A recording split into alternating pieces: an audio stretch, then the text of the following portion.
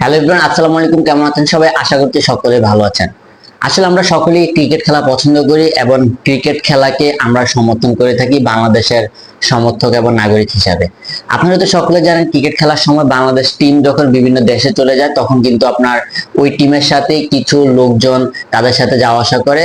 তাদের সাথে সৌরভ ভাই এবং রবি নামে আরেকজন লোক আছে, যারা তাদের শরীরে টাইগারের রং করে খেলোয়াড়দের উৎসাহিত করে এবং স্টেডিয়ামটাই অনেকটাই হয় উল্লাস করে থাকে।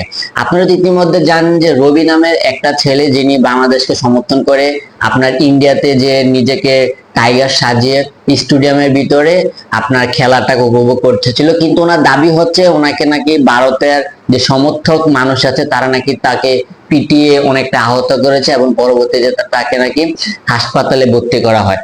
আসলে এই বিষয়টা নিয়ে অনেক চ্যানেলে কিন্তু ইতিমধ্যে অনেক রিপোর্ট করেছে, কিন্তু আজকে কিছু কিছু পত্রিকা এমন ভাবে রিপোর্ট করেছে, তারা একদম প্রমাণ হিসাবে আসলে তুলে ধরেছে যে রবিকে আসলে স্টেডিয়ামে কেউ আহত করেনি।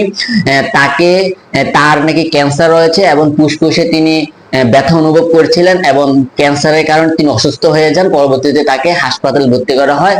পরবর্তীতে আজকে রাত্রে বা সন্ধ্যার দিকে হয়তো তাকে বাংলাদেশে পাঠিয়ে দেওয়া হয়। এটা নিয়ে রবির দাবি হচ্ছে যে ওনাকে নাকি পুলিশ বাধ্য করে বাংলাদেশে পাঠিয়ে দেওয়া হয়েছে।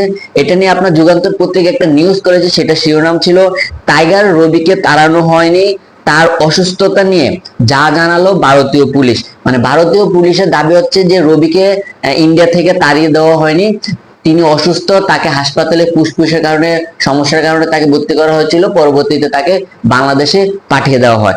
টাইগার রবিকে ভারত থেকে তাড়ানোর কথা অস্বীকার করেছে ভারতীয় পুলিশ, বরং ফুসফুসে ক্যান্সারের কারণে অসুস্থ হয়ে পড়ায় তাকে দেশে ফিরিয়ে দেওয়া হয়েছে।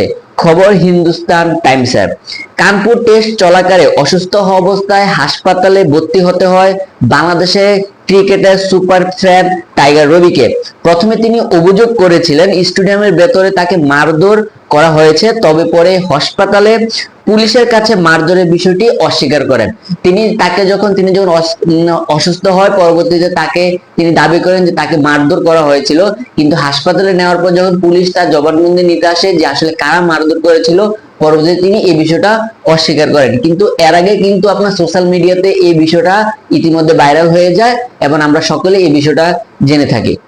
হাসপাতালে চিকিৎসকরা জানতে পারেন রবি ফুসফুসে ক্যান্সার হয়েছে, আর সে কারণে তিনি দেশে ফিরে গেছেন বলে দাবি করেছেন পুলিশ।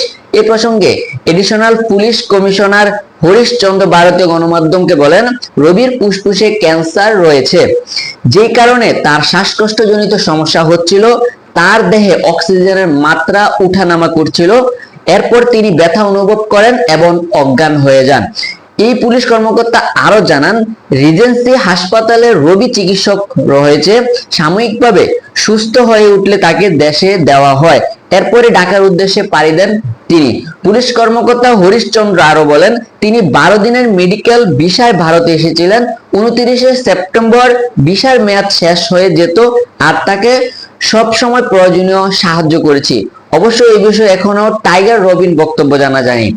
মানে আপনি ভারতের যে হাসপাতাল, ভারতের যে পুলিশ, তারা এটাই দাবি করছে যে রবির ফুসফুসে ক্যান্সার রয়েছে। পরবর্তীতে তিনি স্টুডেন্ট যখন খেলা দেখতে যান, তিনি অসুস্থ হয়ে পড়েন এবং অজ্ঞান হয়ে পড়েন। পরবর্তীতে তাকে হাসপাতালে নেওয়া হয় এবং এটাও বলেন যে 12 দিনের মেডিকেল ক্যাম্প, মানে রবি আপনার 12 দিনের জন্য ইন্ডিয়াতে যায়, তিনি হাসপাতালে আপনার চিকিৎসা করানোর জন্য যায়, কিন্তু এর আগে তার সমস্যাটা আসলে দেখা দেয়, পরবর্তীতে তিনি অজ্ঞান হয়ে যান। কিন্তু রবির দাবি হচ্ছে তাকে মারধর করে হাসপাতালে ভর্তি করা হচ্ছে। আসলে এই বিষয়টা নিয়ে এখন অনেকটাই গুঞ্জন রয়েছে, আসলে কি রবির কথাটা সত্য নাকি ভারতীয় হাসপাতালের যে বক্তব্য দিয়েছে তাদের কথাটা সত্য। রবির যদি অবশ্যই ফুসফুসে আপনার অসুস্থ হয়ে থাকে তাহলে হয়তো রবির কথাটা মিথ্যা, আর যেহেতু রবি একজন ক্রিকেটার এবং বাংলাদেশ ভারতের যে বর্তমান উত্তেজনা রয়েছে রাজনৈতিক বা অন্যান্য ক্ষেত্রে, সেক্ষেত্রে হয়তো আসলে রবিকে স্টেডিয়ামের সমর্থকরা, ভারতীয় সমর্থকরা তাকে মারধর করতেও পারে। আসলে এই বিষয়টা নিয়ে তদন্ত করা উচিত এবং আমরা সকলে এই বিষয়টা আসলে সঠিক তদন্তের মাধ্যমে আসলে সত্যটা সকলে জানতে চাই। আজকে ভিডিওটি এ পর্যন্ত। যদি ভিডিওটি ভালো লেগে থাকে চ্যানেলটি সাবস্ক্রাইব করে রাখবেন, পাশে থাকা বেল বাটন অন করে দিবেন। ধন্যবাদ সবাইকে।